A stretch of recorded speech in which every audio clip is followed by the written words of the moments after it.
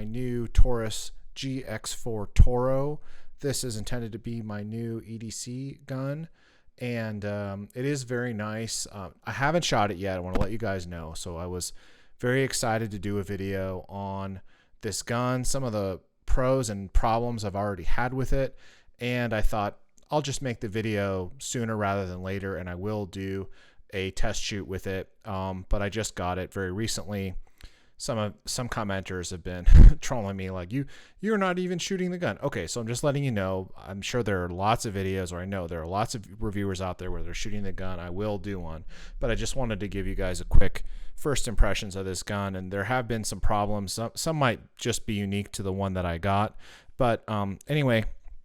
So let's go ahead and clear it. Okay, so we're perfectly clear, perfectly safe here. Okay, it has this particular model. There are a lot of variations on the gun and the magazines and the options that it comes with. So this particular one is the Toro model, which means it has the slide optics ready cutout on it. I got it had a 13 round mag and an 11 round mag in the box.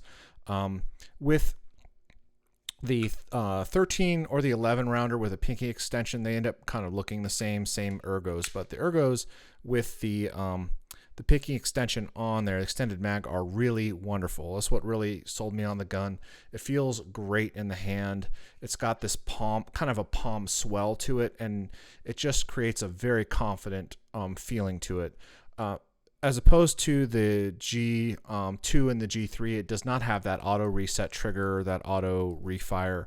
You've got to rack it every time like your standard Glock does. It does accept Glock sights for the slimline Glocks, Glock 42 and 43 sights, which I did right away. I really don't like the stock Taurus sights. So you just saw me clear the gun, but I did put XS Fission night sights on there, which are my favorite by far. It's that orange dot, big orange, what they call the glow dome, which is a glow-in-the-dark orange colored area with a large tritium center and smaller tritium dots on the rear sight, and these are just phenomenal.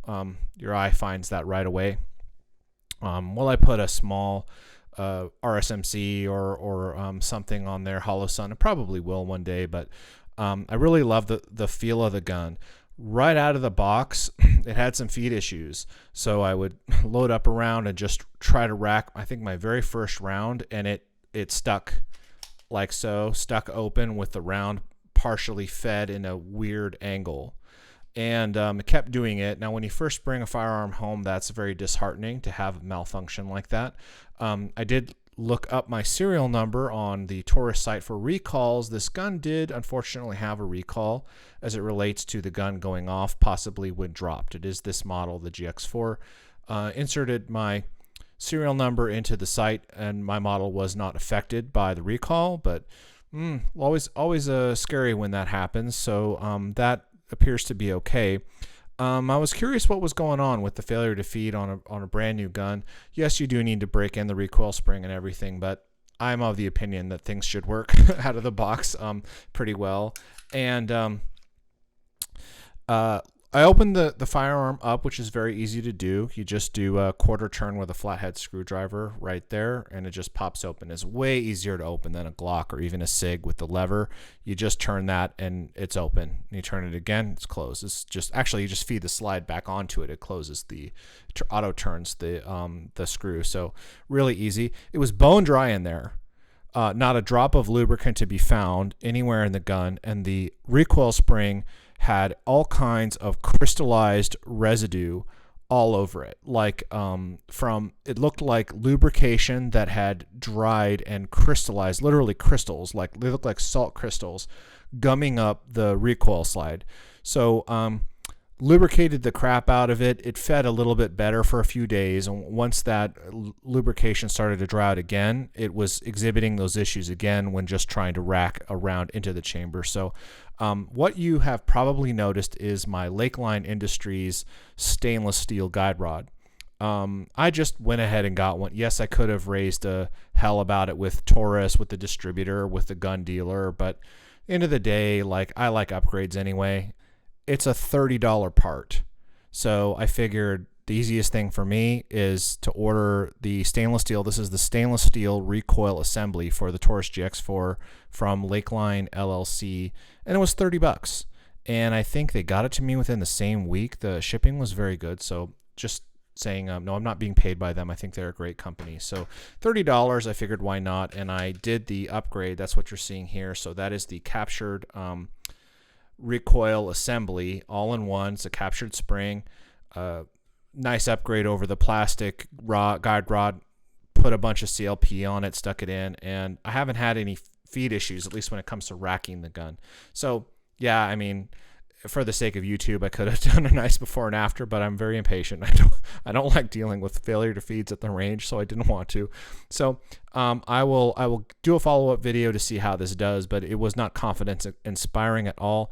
And I don't think that that's typical of Taurus to have all these problems with the firearm. There was something wrong with it. It could have been water damage from the warehouse facility. It could have been sitting in extreme heat. I really don't know, but I don't think it's typical to open a gun and have it be bone dry in there with zero lubrication and have crystallized residue all over the recoil spring. But hey, like this Lakeline, not only does it look nice, this Lakeline recoil spring and guide rod, but it's really, really smooth. So I will report back to you, see how it does. Really quickly though, Taurus does appear to be stepping up their game with an actually nice travel case. So you get this, right? No more, at least not the cardboard box with this one. And it's just a nicer presentation all around, something that you can be proud of for that firearm, right?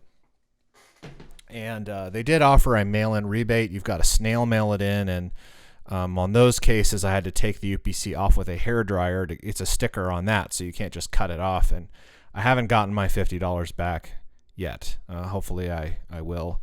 I'll let you guys know. But anyway, it is like literally a SIG 365 knockoff, just with the style. If you look at the GX4 XL, it is like definitely a 365 XL clone. But the trigger on this is particularly heavy. I believe it's 7 pounds. It doesn't really feel like it, and the brake is not real rearward. It's just kind of, let me demo that for you. Okay, so there we go. Very hard to do because everything's reversed on my OBS here, but there's a take up, and the brake is just right there. Boom. Very crisp as compared to the G3 that I have, which I have a previous video on you can check out. Has this very rearward brake, and nice click. So a very nice positive trigger that isn't too spongy or isn't too rearward on this GX4. And I honestly believe that those issues that I had it was some kind of quality control issue on this particular gun. I don't believe it's typical of Taurus. Usually they're pretty good. Weird experience, but anyway. So I got a couple mods there. Right, and check it out. Maybe see if you can rent one at a range first, and I'll do another video when I can actually get some firing time in. But very, very nice. Feels great in the hand. Thanks for watching.